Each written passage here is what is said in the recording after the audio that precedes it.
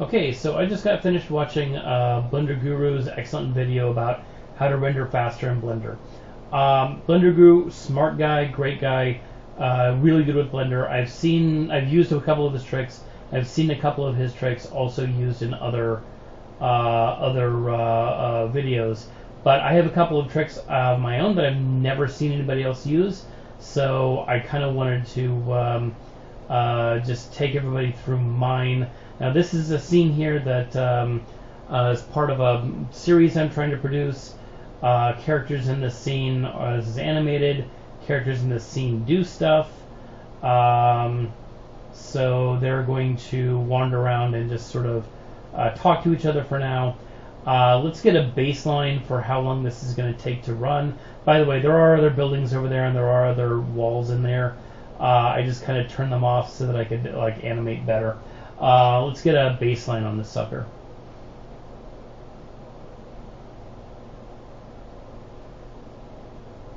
Yeah, and there are the walls.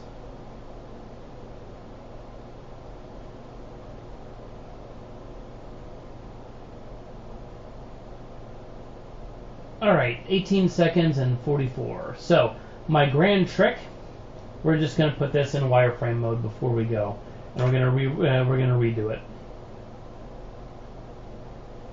And this kind of makes sense because like you put it in wireframe and you're stressing out the GPU a lot less, right? You're not holding all that stuff in the memory, and so you get a little bit of a boost. Now, this one wasn't a whole lot. It went from 18 seconds down to like 17 and a half. I've actually seen this shave down like half the time. It kind of depends on what's going on in your scene. So that's trick one. Really, really simple, and it's kind of obvious when you think about it, because again, what you're doing is you're just simplifying the scene, and you can kind of tell that if you try to go to some of these higher viewing rendering modes. Yeah, it takes a little bit longer for it to load things in. All right, second trick. Turn this down to like 25 or 50 or something. Now, this is not something you want to do if it's like the final render, but if you're trying to render a bunch of frames just to check the animation, make sure that it doesn't look like obviously stupid, which is actually what I had to do for this scene, because her eyebrows were kind of going wacky, and I needed to go and find out where that was and fix it. By the way, this is already done, and it took a grand total of 3 seconds. So if you're doing a quick render just to make sure that things are working right-ish, that can actually speed things up. And yeah, 3 seconds. Yeah, 3 seconds. And if we come over here and re-render it, and this is actually just a still image, right? This is just a still frame. If you've got an animation that speeds, and you want to check up that the animation is working right, this speeds things up a lot, right? 3.5 seconds per frame, a little bit more than 3.5 versus 17. Okay, so that's another trick. I'm going to leave that at 100% right now, and what I'm going to do is I'm going to save this guy. Save. I'm going to close this guy out, because the next trick doesn't actually involve having Blender open at all, interestingly enough. So, every computer has this thing called a command prompt. This is actually how we used to use computers. You would run everything from the command prompt. You would start up with, I think it wasn't even C, it was like A colon, and then slash, and then the symbol here, the greater than symbol there. And so that was actually how you used to run your computers. So what I'm going to do is I'm going to go find the appropriate Blender on my computer. If the file system will actually cooperate. Really, Windows? I don't understand. I really don't understand. Ah, there we go. It was up, it was just kind of squeezed behind. Okay, wonderful. So where the heck does your Blender actually live? This PC, usually in local disk C, and then program files. So Blender Foundation, which brings me to the next, actually before we get to the actual super duper trick that I was going to show you. My other trick is don't use Blender 4.3. I don't know if this was if it was like this for everybody. A lot of people I found on the internet found that 4.3 whatever rendered longer. For me, rendering those scenes that we were just seeing, it actually took a lot longer. It took like 3 times. So something that was rendering 30 seconds was actually rendering in a minute and a half. So it went up significantly for me. I don't know if that was the same thing for everybody, but I'm doing 4.2. Why not 4.4? That's the latest and greatest. They added the animation slots, and I don't know how to use them yet. I have not actually set up the scene for them. So just to be on the safe side, I'm going to go with Blender 4.2. So right click up here, copy the address as text, come back down here, quotation mark, right click, and it'll do that. That's fun. I think that's a fairly new feature. If you're on Windows 10, that might not work. EXE, fat fingers, I guess. And then what I'm going to do is we do -B, and that will actually specify which Blender file we want. So -B, whatever you put after that is going to be the Blender file. So let's go find the Blender file. It happens to be in my Backup Plus. It is in my backup on my here and Season 1, Episode 1. I'm a little ambitious. I'm not sure if I'm going to get more than one season out, but just in case, yeah. Copy address as text.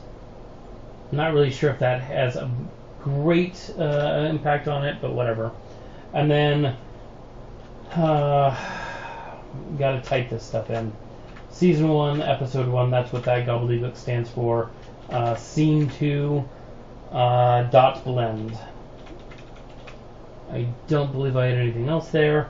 -A tells it to animate, which means it'll go through all of those frames. -S, we're going to start at 1. -E, excuse me, -E, 650. That's start frame and end frame, and I'm going to come over here and I'm going to close this guy out. Because, fun fact, for this to work, you don't even need Blender to be open. So, enter.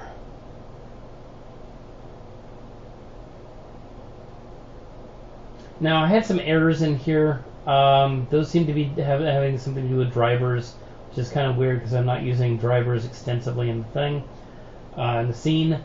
And here's frame 0 calculating. By the way, a lot of this stuff are images that it's loading in. This is one of the handy things about using that persistent data trick that Andrew Price was talking about, and a bunch of other people also mentioned, is that you don't have to go through the overhead of all of this junk all over again. So the first scene, first frame might run fairly slow.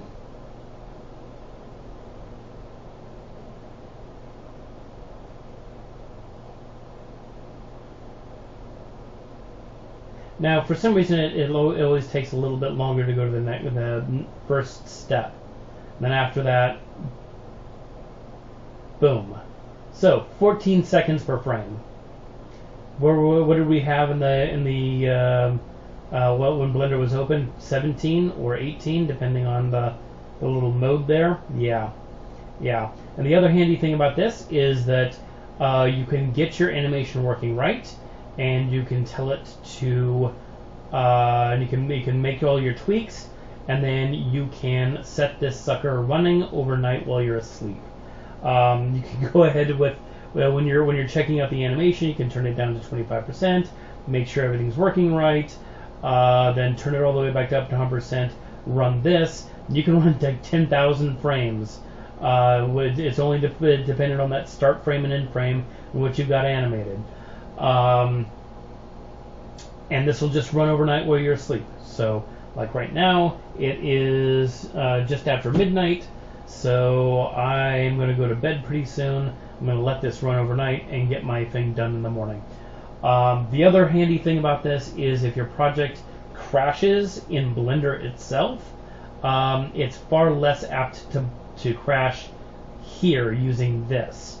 Because I found this because when I first started working on this project, I also tried to upgrade my GPU at the same time. I went to an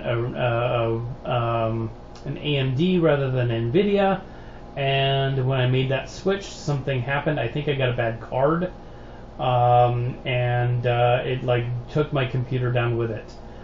So whereas the scene had been rendering fine beforehand, I got all sorts of visual artifacts. When it did render, I could only render about 10 frames at a time, or sometimes up to 100 frames at a time. Woohoo!